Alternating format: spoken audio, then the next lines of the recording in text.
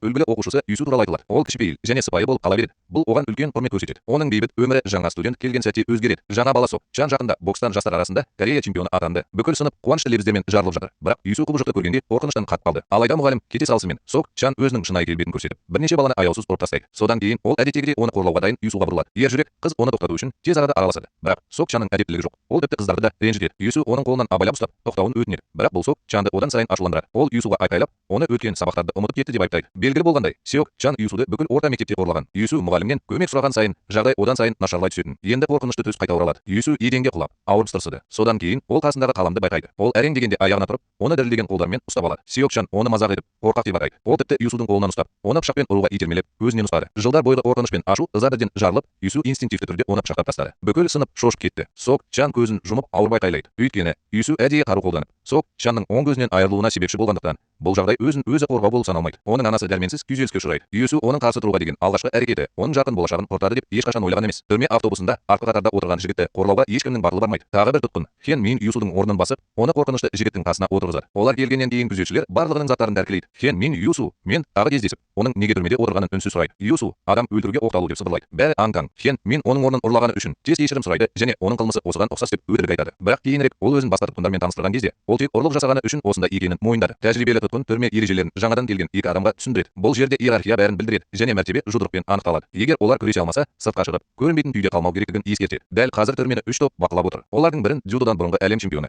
теңдесі жоқ шеберлігі бар Сон Хеп басқарады. Екіншісін ашуланған кезде есінен танып қалатын бұлшықетті тұтқын Ван Чжун басқарады. Үшіншісін әлсіз болып көрінетін, бірақ кез келген адамды жаншып тастай алатын аласа бойлы Сон Ен басқарады. Көбірек күшке ие болу үшін Ван Чжун мен Сун Ен күш біріктіріп тұзақ құрады. Олар төбелесіп жатқанда кейіп танытып, Санг Хебені оларға шабуыл жасады және темекі ұрлады деп жалған айыптайды. Нәтижесінде Санг Хебе оңаша камераға лақтырылып, түрме олардың бақылауында қалады. Бірақ түрмеде бір ғана нағыз басшы бар. Тіпті 3 капитан бірігіп, оған тең келе алмайды. Бұл жігіт кеше Юсудың қасында отырған тұтқын До Хен ма бойынша ең жас әлем чемпионы. Оны шетелдік бақ супермен деп мақтайды. Оқиға бірнеше күнге созылды. Ол әпкесінің туған күніне үйге гүлдер мен сыйлықтар әкеледі. Бірақ тоңазытқышты ашқан сәтте оның қолы қанға боялған. Дүрбелеңге түсіп, үйді тінтіп, қан бассейнінде жатқан әпкесін тапты. Кенеттен шабуылдаушы До Хеннің қаншалықты қорқынышты екенін түсінбей, оны артынан ұстап алады. До Хен ер адамның аяғын әп сәтте сындырып алады. Анасының денесін көрген сәтте, оның ішінде ашу пайда болады. Ол екінші шабуылдаушыны есінен танып қалғанша аяусыз ұрып соғады. Тағы бір қарақшы оған бұқтырмадан шабуыл жасамақшы болды. Бірақ До Хен оған қарсы тұруға мүмкіндік бермей, онымен айналысады. Ақырында 3 қарулы қарақшы да оқиға орнында көз жұмады. До Хен өзін өзі шамадан тыс қорғағаны үшін түрмеге жабылады. Бұл арада Юсу түрмеде қалай аман қаламын деп уайымдайды. Кенеттен футболшы жарақат алып, Юсуды ауыстыруға мәжбүр етеді. Ол допты ыңғайсыз ұрады, бірақ кездейсоқ Ван Чжунның доптарына дәл тиеді. Сонг Ен күліп жібереді. Юсу бітті дейді. Көп ұзамай бірнеше жігіт Юсуды оңаша бұрышқа сүйреп апармақ болады. Бұл көрініс азапты естеліктерді еске түсіреді. Осы қиын сәтте қасынан таныс тұлға өтіп бара жатты. Юсу өзінің соңғы үмітіне жабысқандай өзін босатуға тырысады және До Хеннен көмек сұрайды. Ван Ронг До Хенге сәл сақтық танытады, бірақ бәрібір оған араласпауды ескертеді. До Хен екіленіп тұр, бірақ ақыры дәрменсіз балаға көмектесуге бел буады. Қорланған Ван Ронг До Хенді өзін мейірімді еріп көрсеткені үшін мазақ етеді. Ал шын мәнінде ол кісі өлтіруші. Содан кейін ол алға ұмтылады. До Хен әр шабуылдан оңай жалтарып, оны бір соққымен құлатады. Юсу өзінің құтқарушысына қатты таңдана қарайды. Сол күннен бастап Ван Ронг Юсуды өзінің қара тізіміне енгізді. Юсу аман қалудың жолын іздеп жатқанда, оған күтпеген қонақ келеді. Sok Chanның оң көзі соқыр болып, бокс мансабы аяқталды. Ол күн сайын Юсудың босатылуын күтетінін айтады. Бұл тозақтың басы болады. Юсу оны қандай азап күтіп тұрғанын елестете алмайды. Ол жылап, кешірім сұрай бастайды. Бірақ Sok Chan ашуланып кетер алдында оны ешқашан кешіре алмайтынын салқын түрде айтады. Содан бері Юсу үнемі қорқынышпен өмір сүріп келеді. Күні бойы Ван Чжунның қоқан лоққылары оны барлық жерде мазалайды. Түнде ол Sok Chanның қорқынышты түрін, қорқынышты түсінде көреді. Бір күні Юсу Хенге дейін жаттығып жатқанын көріп, ақыры бәрін тәуекелге бел буады. Ол оған күн сайын бір бөтелке сүт әкеледі. Алдымен До Хен Юсу тек мықтылармен байланыс орнатуға тырысады деп ойлайды және оған салқын түрде аулақ жүруін айтады. Бірақ Юсу бәрібір оның соңынан ере береді. Ақырында ол рухпен жиналып, До Хеннен оған қалай күресуді үйретуін өтінеді. Ол өзі сияқты мықты болғысы келеді. До Хен бас тартады. Ол Юсудың кек алу жолына түскенін қаламайды. Бірақ Юсу оның қалағанының бәрі қалыпты өмір сүру екенін түсіндіреді. Ол әрқашан қашып кететінін мойындайды. Өйткені ол ұрып соғудан қорқады. Ол өзін әлсіз және кедей болғаны үшін жек көреді. Тіпті оның бар болуының өзі қателік сияқты сезінеді. Бірақ енді ол қашқысы келмейді. До Хен сайып келгенде Юсудың адалдығына әсер етеді. Ол оны жаттықтыруға келіседі. Бірақ егер ол 40 минутта 100 айналым жасай алатын болса ғана, До Хен старт деп айқайлаған сәтте Юсу еш ойланбастан орнынан тұрып кетеді. Көп ұзамай оның тыныс алуы қиындайды. Оның көру қабілеті бұлыңғыр болып, аяғы дірілдей бастайды. Бірақ ол тоқтаудан бас тартады. Оның санасында ұзақ жылдар бойы қорлық көрген азапты естеліктер жыбырлықтай береді. Бұл оның тағдырын өзгертудің жалғыз мүмкіндігі. 70-ші айналымда Юсу толығымен дерлік таусылды. Ол құлап, құсып, бас тарта жаздады. Тіпті До Хен оған бас тартудың ұят емес екенін айтады. Бірақ өткендегі әлсіздігін ойлап, Юсу теңселіп, орнынан тұрды. Ол жараланған хайуан сияқты ырылдап, ақыры есінен танып қалғанша жүгіре береді. Сынақтан өте алмаса да, До Хен оны әлі де өзінің шәкірті ретінде қабылдайды. До Хеннің түрме бастығымен тығыз қарым-қатынасының арқасында Юсу оның камерасына ауыстырылды. До Хен дереу оған дене шынықтыру дайындығын тексереді. Юсудың ебедейсіз итеріп жатқанын көргенде, ол тіпті ауырып қалды ма деп сұрайды. Юсу бір ретте тарта алмаса, жағдай одан сайын нашарлай түседі. До Хен күрсініп, содан кейін оған алғашқы жаттығуын жасауға көмектеседі. Осылайша Юсудың қатыгез жаттығуы басталады. Алғашқы бірнеше күнде оның қолдары мен аяқтары әрең жұмыс істейді. Бірнеше рет итеру және ол жерге құлап түседі. Бірақ Дохеннің қатал жаттығуларына қарамастан, ол өз шегінен шығуды жалғастыруда. Күш-қуат алу үшін ол көбірек тамақтанады және тамақты жаттығудың бір бөлігі ретінде қабылдайды. Күн өткен сайын оның соққылары күшейіп, бұлшық еттері бірте-бірте бүкіл денесінде қалыптасады. Тіпті оның күшінен қарсылық белдеулері де жарылып кетеді. Дұрыс сәт келгенде Дохен оған нағыз ұрыс қимылдарын және ауырсынуға қалай қарсы тұру керектігін үйретеді. Бірте-бірте әлсіз және қорқатын Юсу нағыз күрескерге айналады. Тіпті басқа тұтқындар да оның өзгеруіне таң қалды. Осы уақытта Сок Чан мақсатсыз көшелерді кезіп жүр. Оның артындағы көлік шырылдай береді. Ал ішіндегілер оны қарап, соқырма деп сұрайды. Бұл сөздің өзі Сеоктанды қатты ауыртады. Ол алға ұмтылып, бүйір айнасын қағып, екі адамды аяусыз ұрады. Осы көріністің бәріне куә болған Ву Йен есімді банданың жетекшісі болды. Сок Чанның ерекше талантына тәнті болған Ву Йен оны жұмысқа алуға тырысады. Ву Йен оның оң көзінің соқыр екенін байқамайынша, Сок Чан алғашында оған қызығушылық танытпайды. Ву Йен мұны түзетіп, Сок Чанды одан сайын күшейте аламын деп уәде береді. Мұны естіген Сок Чан екілене бастайды. Түрмеге қайта оралғанда, Юсу аттың тік тұруын үйренеді. Хен мен неге кенеттен жаттығуға әуестеніп кеткенін сұрайды. Юсу тек күшейгісі келетінін айтады. Бірақ уақыт өте келе ол оны ұната бастайды. Сонда Хен мен жаман хабар береді. Хен 23 жастан асқан және жақын арада ересектер түрмесіне ауыстырылады. Жаттығу кезінде Юсу үнемі зейінін жоғалтады. Дохен оған қолында бар нәрсемен жаттығуды еске салады.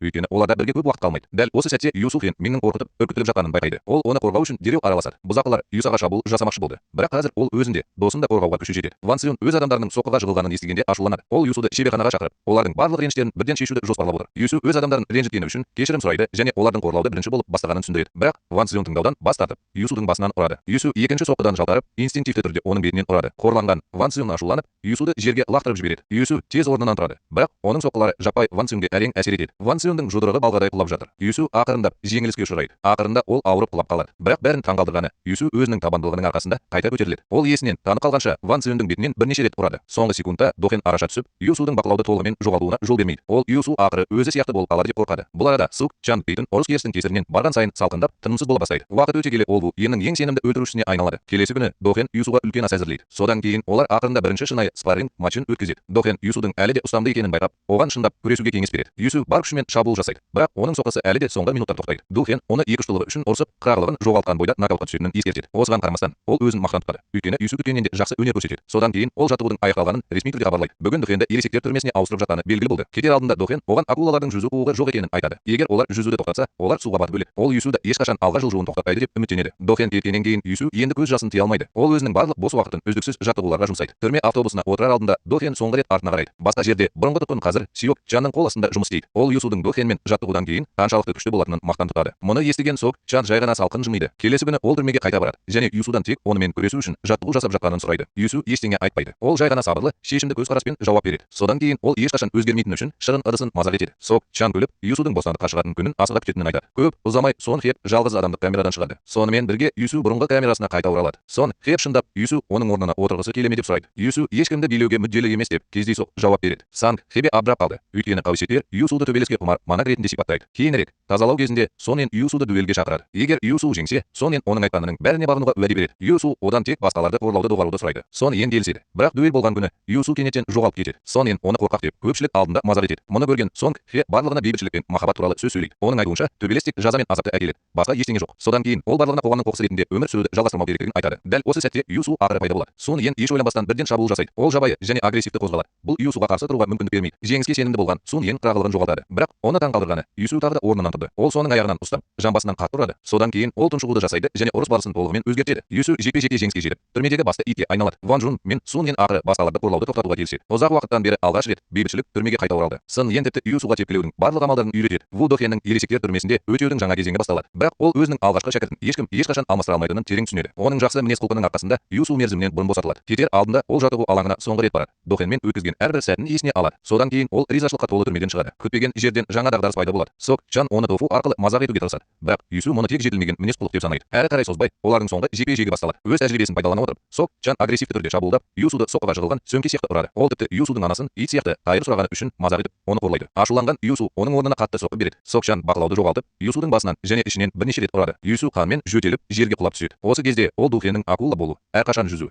ешқашан тоқтамау деген сөзін есіне алады. Бұл сөздер Юсудың рухын жандандырды. Екеуі бір-бірін жынды сияқты ұра бастайды. Юсу Дохен үйреткен бокс техникасын қолданып, Сук Чанның қасынан ұрады. Ашуланған Сук Чан абайсыз соққылар жасай бастайды. Юсу мүмкіндікті байқап, Сонг Йеннен үйренген соққысын қайтарады. Сеок Чан есеңгіреп қалды. Ол әлсіз Юсудың мұндай күшті болады деп ешқашан күтпеген. Бірақ өрес әлі аяқталған жоқ. Енді бұл ерік жігердің шайқасына айналады. Ал Юсу ешқашан шегінбейді. Ақырында Сеок Чан ақыры бас тартады. Юсудың кетіп бара жатқанын көргенде, ол өзін мүлде жеңілгендей сезінеді. Кейінірек Юсу түрмеде Дохенге барады. Екеуі бір-бірін қайта көргеніне қуанышты. Содан кейін Юсу үнсіз нағыз акуланы көрдіңіз бе деп сұрайды. Ол жақында аквариумға барғанын және акулалардың әрең қозғалатынын байқағанын айтады. Ду Хен ыңғайсызданып, акула өліп қалған болуы мүмкін деп жауап береді. Бұл ақымақ жауап екеуін де әп-сәтте күлдіреді. 6 айдан кейін түрмеден тыс өмір Юсу үшін әлі де қиын. Соттылығына байланысты ол үнемі кемсітушілік пен әділетсіздікке ұшырайды. Ол түрмедегі достарының қолдауына ғана сене алады. Сын Йен көшеде шағын жүк көлігін айдап келе жатыр. Ван Чжун күндіз құрылыс алаңында жұмыс істейді, ал бос уақытында оқиды. Күрескер ретіндегі мансабын сағынған Сан Хэ жаттығу залына қайта оралады. Ал Юсу болса күн сайын тоқтаусыз жаттығады. Олар бір-біріне бұрынғы сотталушының белгісі, оларды тұңғиықтың шетіне итермелесе де, олар бас тартпайтынына уәде береді. Bir күні Юсу Ду Хенге қайта барып, жақсы жаңалығы келеді. Ол жаттығу залында толық емес жұмыс күнін тапты. Бұл оның тамақтану және тұру мәселелерін шешіп, жаттығуларын жалғастыруға мүмкіндік береді. Боксшы болудың жолы қиын, бірақ акула ешқашан қозғалмайды. Бірақ Ду Хен ол үшін алаңдайды. Юсу атақты гангстер Сек Чанды жеңсе де, қиыншылықтар міндетті түрде болады. Ду Хен оған бірнеше рет абай болды және ешқашан абайсызда әрекет етпеуді ескертті. Юсу сабырлы түрде басын изеді. Ал Ду Хен оған қолында бардың бәрін беруін айтады. Жаттығу залына қайта оралғанда, Юсу бұрынғыдан да көп жұмыс істейді және бұл мүмкіндікті бағалайды. Дәл қазір жаттықтырушыны кәсіпқой боксшы ұрып жатыр. Болды. Тәкаппар ол бүгін кешке соққыға жығылған сөмке кім болу керек деп сұрайды. Жаттықтырушы әрбір спарринг серкес қашып кетеді деп шағымданады.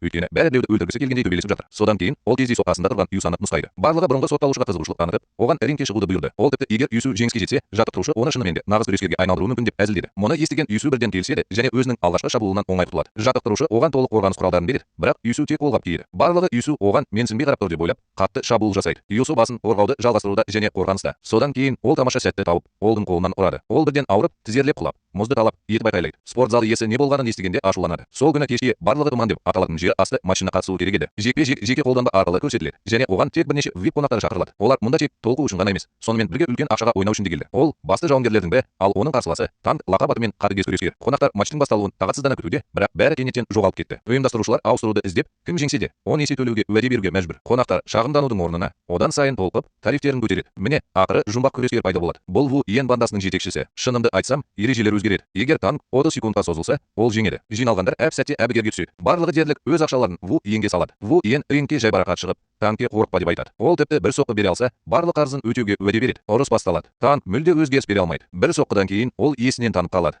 Бар болғаны 10 секунд өтті, бірақ Ву Йен әлі де тоқтамайды. Ол Танктың аяғын аяусыз сындырып жатыр. Үйге қайтып келе жатқанда, Юсу күтпеген жерден Ван Чжунға тап болады. Ван Чжун ұялған кейпінде таяқ ұстаған адамға сабырмен ақша беріп жатыр. Ол ер адамды ертерек тепкілеп, тіпті бұрын аяғынан жарақат алған екен. Ол қазір шын жүректен өз қателіктерін түзетуге тырысуда. Юсу оны қарсы алады. Ал Ван Гронг жайбарақат сөйлеседі. Юсу оны сол күні жаттығу залынан қуып жібере жаздағанын айтады. Ван Гронг күрсініп, өмір шынымен қиын нәрсе екенін айтады. Бірақ Юсу сабырлы түрде бұл жолды өзі таңдағанын және оған қаншалықты қиын болса да жүре беретінін айтады. Олар кейінірек Сон Йеннің азық-түлік жүк көлігіне барады. Ван Гронг ол жерде әрқашан тегін тамақтанады. Бірақ Сон Йен дауласуға алаңдамайды. Олар бір-бірін мазақтап, әзілдесе де, қиын уақытта олардың достығы керемет құнды болады. Дәл осы сәтте Джи Хи пайда болады. Ол Ван Чжунның тәлімгері. Төртеуі бірге көзілдіріктерін көтеріп, жақсы болашаққа ұмтылады. Сын Йен Юсудың Джи Хиге қарап тұрғанын тез байқайды. Оның сезімін жасыру мүмкін емес. Осы кезде кенет көшеде сәнді көлік өтіп бара жатыр. Жүргізуші көліктен түсіп, тура Юсуға қарай бет алады. Бұл Ву Йен уақытты босқа өткізбей, Юсудан оның қол астында жұмыс істеуін сұрайды. 3 сағат бұрын Ву Йен өз адамдарына жоғалған өкіні іздеуді бұйырды. Ол круизді кемеге келгенде бәрі тізерлеп отырды. Ауыр жарақат алды. Кеннің бәрі жекпе-жекті өткізіп жіберетінін түсіндірді. Өйткені оның білегі зақымдалған. Ву Йен кім жарақат алғанын сұрайды. Барлығы бұл Юсу есімді тазалаушы әйел деп жауап береді. Таңданған Ву Йен оған бірден қызығушылық танытады. Ол барлығына сенетін бір адамды, не сүйіктісін, не менеджерін таңдауды айтады. Әркім өз менеджерін таңдаудан тартынбайды. Ол да оның немере ағасы. Ву Йен сабырлы түрде айтады. Егер менеджер 10 секунд үнсіз қала алса,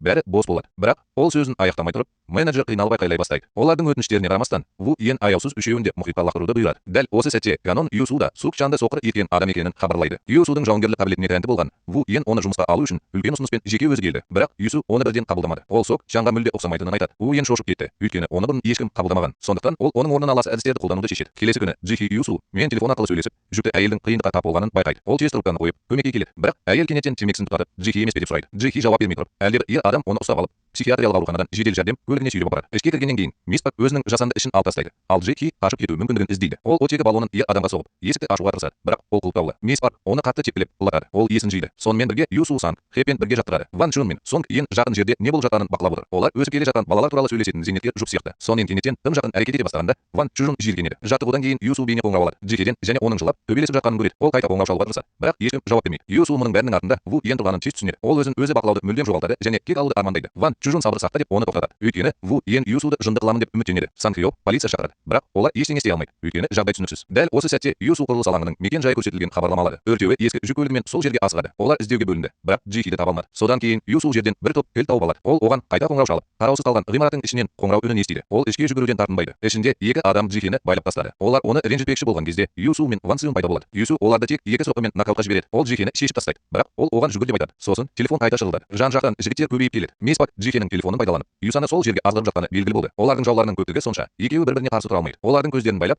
фургонға сүйреп апарады. Көліктің ішінде Юсу тәсілмен соғылып, есінен танып қалады. Ол есін жиған кезде орындыққа байланып қалады. Ол Юнттен достарының қайда екенін сұрайды. Уен жауап бермейді. Оның орнына ол Африкада балалар сарбаздарының қалай дайындалатыны туралы айтады. Нұсқаушы балалардың көзін байлап, оларға қару беріп, алға қарай атуға мәжбүрлейді. Олардың таңғыштары шешілгенде, олардың алдында біреудің өлгенін көреді. Сынғаннан кейін олар кез келген бұйрықты орындайды. Содан кейін Ву Йен кімнің өлетінін таңдайды. Ван Джун немесе Джиха. Юсу одан олардың бұған еш қатысы жоқ екенін айтып, оларды аямауын өтінеді. Ву Йен қызығушылығын жоғалтып, Мисс Парктен онымен күресуді өтінеді. Кетер алдында ол егер Юсу таңдамаса, екеуі де өлетінін айтады. Мисс Парк психопат. Ол лас жұмыстарды істегенді ұнатады. Ол тіпті білуге не болып жатқанын жазып алуды бұйырады. Содан кейін ол Юсуға таңдауға 10 секунд уақыт береді. Юсу оны өлтіремін деп айқайлайды. Бірақ бұл көмектеспейді. Ол шыдай алмай, Ван Суннан не істеу керектігін сұрайды. Уақыт біткен соң Мисс Парк Ван Сунның атын естіп, оны пышақтап тастайды. Бақытымызға орай, пышақ арқанды кесіп тастайды. Ван Джун оның қолынан ұстап, оны бір жаққа лақтырып жібереді. Ол пайдасыз екі күзетшімен тез арада айналысады. Мисс Парк тағы да шабуыл жасамақшы болды. Бірақ Ван Джун пышақты ұстап алып, оны қатты ұрды. Ол қалғандарын шешіп тастайды. Ал олардың барлығы баспалдақпен төмен қарай жүгіреді. Мисс Парк оянғаннан кейін ол жүздеген бұзақыларға оған шабуыл жасауды бұйырады. Ван Сун Юсу мен Джихидің қашып кетуі үшін арттағы жаулармен күресу үшін қалады. Бірақ алда одан да көп жаулар бар. Юсу күресуге тырысады, бірақ баспалдақтан құлап кетеді. Дәл осы сәтте Ван Сун көмекке асығады. Бірақ бір жігіт оны қабырғаға итеріп жіберді. Ал Юсу есінен танып қала жаздады. Джихи жігітті өрт сөндіргішпен ұрып, Юсуға қарсы тұруға мүмкіндік берді. Олар демала алмай тұрып, жаңа бұзақылар пайда болады. Оның асқазанынан қан ағып жатса да, Ван Джун достары қашып кетуі үшін оларды ұстап тұрады. Юсу мен Джихи автотұраққа жетеді. Бірақ бір топ бұзақылар шығуға тосқауыл қояды. Қиын сәтте Сон Ен мен Сан Хе пайда болады. Олар өздерін жауларға лақтырып, жынды сияқты ұра бастайды. Бірнеше секундтан кейін бәрі ауырып, сыранып жерге түседі. Төртеуі де Ван Цзинді іздеп тез артқа қарай жүгіреді. Бірақ оның барлық бұзақыларды жалғыз өзі жеңіп үлгергенін көреді. Ол достарының кешігіп қалғанын айтып қалжыңдайды. Юсу оған тұруға көмектесіп, көңіл көтеруге кеңес береді. Жаңа бұзақылар келмес бұрын олар қауіпті жерден қашып кетуі керек. Өкінішке орай, Ван Джунның жағдайы өте нашар. Ол қорқытқан адамдардың аты жөні жазылған дәптерді алып, Юсудан ол үшін кешірім сұрауын өтінеді. Юсу бас тартып, оған тірі қалуды және мұны өзі жасауды бұйырады. Ван Цзин оқы сияқты өлмеймін деп уәде береді, бірақ бәрібір оған қол жеткізе алмайды. Юсу ауыр байқайлайды. Оның санасында олардың өткені туралы естеліктер пайда болады. Ол бәріне өзін кінәлайды. Жерлеу рәсімінде Юсу Ван Джунның суретіне қарап, өзін кінәлі сезінеді. Кенет әлдебір әйел оны қатты шапалақпен ұрып, Ван Джунды неге қорғай алмағанын түсіндіруді талап етеді. Бұл Ян Цзин, Ван Джунның әпкесі. Юсудың қолынан келетіні қайта-қайта кешірім сұрау. Бірақ Юн Цзин кешірім сұрағысы келмейді. Ол тек ағасының өмір сүргенін қалайды. Юсу өзін кешіре алмайды. Ол Ву Йеннің ұсынысынан бас тартқанына өкінеді. Егер ол болмаса, Ван Джун өлмес еді деп айқайлайды. Сонг Йен айқайға түсіп кетеді. Ол Юсудың еш нәрсеге кінәсі жоқ екенін айтады. Юсу арқасында Ван Джун өзінің қоқыс өмірінде алғаш рет өзін адам ретінде сезінді. Юсудың көмегімен ол орта мектептің сәйкестік сынағынан өтіп, өзін ренжіткен адамдардан кешірім сұрады. Сонг Йен оған өзін кінәлауды доғар. Әйтпесе Ван Джунның жаны ешқашан тыныштық таба алмайтынын айтады. Мұны естіген Елшин Юсу мен оның ағасы арасындағы байланыстың қаншалықты берік екенін түсінеді. Осы кезде Джихи анасымен телефонмен сөйлесіп тұр. Кенет оның бетіне тыртығы бар ер адам соқтығысып қалады. Ол оған күдікті болып көрінді. Сондықтан ол трубканы қойып, оның соңынан ерді. Шрам Ван Сун ісін жүргізіп жатқан полиция қызметкерімен кездесіп, оны Кеннонның қоңырауына жауап беруге мәжбүрлейді. Телефон арқылы Кеннон полиция қызметкерін кінәні өз мойнына алатын басқа біреуді табуға мәжбүрлеу үшін үлкен пара ұсынады. Джихи бәрін көріп, Юсуға және басқаларға тез айтып береді. Ең сорақысы, Ву Йен жерлеугіл шоуын жіберді. Онда ол аяқталмаған әңгімені жалғастыра бер деп жазды. Сонг Йеннің ашуланғаны сонша, оны сындырып тастады. Ол полицейлерді пайдасыз деп қарғайды. Сонг Хеп одан сабыр етуін сұрайды. Ол сондай ақ Ву Йенді өлтіргісі келеді, бірақ ашу ештеңені шешпейтінін айтады. Олар дауласып жатқанда, Юсу Ван Цзиндің дәптерін үнсіз оқиды. Соңғы бетте жәбірленушінің аты жөні жазылған.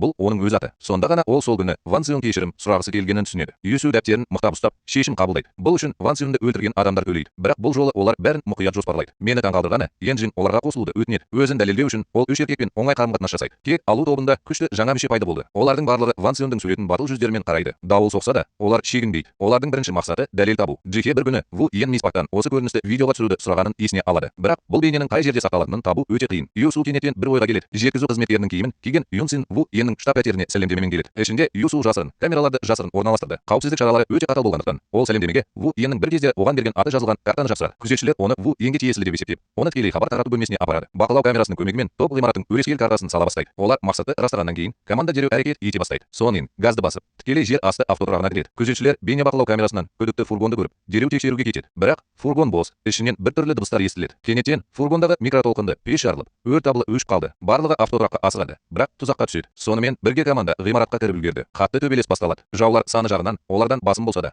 олар басымдыққа ие бола алмайды. Команда екі топқа бөлінеді. Бір адам қарсыласуға, екіншісі адамдарды ұруға көңіл бөледі. Ең бастысы тез жеңу. Барлық жауларын жойғаннан кейін Юсу дәлел табу үшін тікелей эфир бөлмесіне барады. Қалғандары одан да көп бұзақыларды ұстау үшін вестибюльде қалады. Жақында Юсу дұрыс бөлмені табады. Ол техникті файлдарды ашуға мәжбүрлейді. Бірақ сол күнгі қалтаның әлдеқашан өшірілгенін көреді. Осы уақытта Ву Йен монитордан не болып жатқанын бақылап отыр. Ол Юсудың қаншалықты жақсы жұмыс істеп жатқанына таңғалады. Юсу фойеге қайтып келгенде, Ву Йен сол күннен бастап бейне ойнап жатыр. Юсудың шарасыз айқайы бүкіл ғимаратта жаңғырып тұрады. Бәрі ашудан бас тартты. Дәл осы сәтте зеңбірек қосымша күштермен келеді. Ву Йен динамикті қосып, Юсуға видеоға өзі келуін айтады. Юсу тартынбайды. Ол көпшіліктің арасынан лифтке қарай жүреді. Содан кейін Кенон өз адамдарына автотұрақты тазалауды бұйырады. Ол Мисс Парк және Скар команданың қалған мүшелерімен күресу үшін қалады. Янжин ағасын пышақтап өлтірген Мисс Парк екенін білгенде, ол кек алуды шешеді. Сун Хеп Кенонмен, ал Сун Иен Скармен күреседі. Лифтте Юсу соңғы жекпе-жекке дайын тұрған қолындағы таңғышты шешіп алады. Экрандағы бейнені көріп отырып, ол ашуға булығып кетеді. Уен оған екі нұсқаны ұсынады. Бейнені алып, кетіп қалу немесе онымен қандай да бір ойын ойнау. Юсу USB дискісін алудан тартынбайды. Бірақ Уен оны жай ғана жібермейді. Ол келесі кім деп үңгілдейді. Достардан гөрі отбасында көп нәрсе бар ма? Бұл сөздер Юсуға от жағып жатыр. Ол алға ұмтылып, жұдырығын бұлғайды. Бірақ Ву Ян әр соққыдан оңай жалтырады. Тіпті оны ит сияқты мазақ етіп, бетінен ұрады. Ву Ян көп ұзамай шыдамын жоғалтады. Оның шабуылдары күннен күнге күшейе түсуде. Сонымен бірге залда төбелес күшейе түседі. Санг, Хебе мен Кенонның күші бірдей. Сонг Иен тыртықтың оғаш қимылдарын көтере алмай, аяғын сындырып алады. Елчин Мисс Паркты ұрып соғып, ақыры ағасынан кек алады. Ол Сонг Иенға қауіп, өні тұрғанын көріп, оған тыртықпен күресуге көмектесуге асығады. Басқа жерде Юсу орнынан тұруға тырысады, бірақ қайтадан қатты соққыға жығылады. Ву Иен сабырлы түрде сусынынан бір жұтым ішеді. Содан кейін стаканды сындырып жатқанда Юсу аяғын қатты ұрады. Содан кейін ол Ван Чжунның пышақталып жатқан видеосын қайта-қайта ойнайды. Юсу бұзылып қалады. Ол ырылдап, оған қарай жүгіреді. Ву Иен оны мойнынан ұстап, экранға қарауға мәжбүр етеді. Бұл кезде Юн Сен де, Санг, Хеп те жаулармен жерге тіреледі. Олардың санасында тұман сияқты Ван Сюн бейнесі пайда болады. Юсу есін жиды. Ол өзін босатып, қатты қарсылық көрсетеді. Ву Ян соққыға жығылғаннан кейін одан сайын толқып кетеді. Көп ұзамай Юсу басымдыққа ие болады. Бірақ ол Ву Янның аяғын сындыра алмайды. Оның орнына ол Ву Янның басынан жұдырығымен ұрады. Содан кейін оны әйнекке басады. Юн Сен тыртыққа тең келе алмай, оның қолын сындырып алады. Қиын сәтте Сонг Иен көмекке келеді. Ол тыртықтың тамағын қысып, Юн Сенге оны аяқтауға мүмкіндік береді. Тағы бір тең жекпе-жекте Санг Хюб өзінің мықты ерік-жігерінің арқасында жеңіске жетеді. Үшеуі де ауыр жарақат алғанына қарамастан, олар әлі де өз миссияларын орындады. Басқа жерде Ву Иен орнынан тұрып, Юсумен қайтадан ұрыса бастайды. Бұл жолы Юсу өзін ұстай алмай, Ву Иеннің қолын сындырады. Ву Иен шаршағанына қарамастан, ол ырылдап, Юсуды терезеден итеріп жібермекші болып, оған қарай ұмтылды. Юсу терезенің жақтауын мықтап ұстайды. Ал Ву Иен сыртта ілулі тұрып, оны жібер деп айқайлайды. Юсу досынан кек алғысы келеді. Бірақ ол суық қанды өлтіруші болғысы келмейді. Сондықтан ол бар күшімен Ву Янды артқа тартады. Ву Иен күліп, тағы да өкінетінін айтады. Юсу нық жауап береді. Мен сен сияқты емеспін. Ол кетіп бара жатқанда Ву Иен мүлде жеңілгенін түсінеді. Көп ұзамай полиция Ву Янды заңсыз құмар ойындарын ұйымдастырғаны және бірнеше кісі өлтіруге қатысқаны үшін қамауға алады. Юсу әр жәбірленушіге Ван Чжунның дәптері арқылы барады. Ол Ван Чжунның атынан олардан кешірім сұрайды. Оны бәрі кешірмейді. Бірақ Юсу Ван Чжунның соңғы тілегін уәде еткендей орындайды. Соңғы бетте есімінің жанына кешірілді деп жазады. Ол Ван Цзюнге оны баяғыда кешіргенін айтады. Кейінірек Юсу түрмеде Дохенге барады. Ол ақыры не қалайтынын білетінін айтады. Мен Дохен сияқты қатал боксшы болғым келеді. Дохен күлімсіреп, басын изеді. Ол Юсуға бұл деңгейге жету үшін одан да көп жұмыс істеу керектігін айтады. Жақында жаңадан бастағандар арасындағы әлем чемпионаты басталады. Юсу және оның достары турнир алдында көп жаттығады. Бұл жолы олар аман қалу үшін емес, құмарлықтары үшін күресуде. Ақырында Ву Иен түрмеге түседі. Тағдырдың қалауымен Дохен оның тұтқыны болды. Олардың көзқарастары тоғысып, екеуі де салқын жымиды.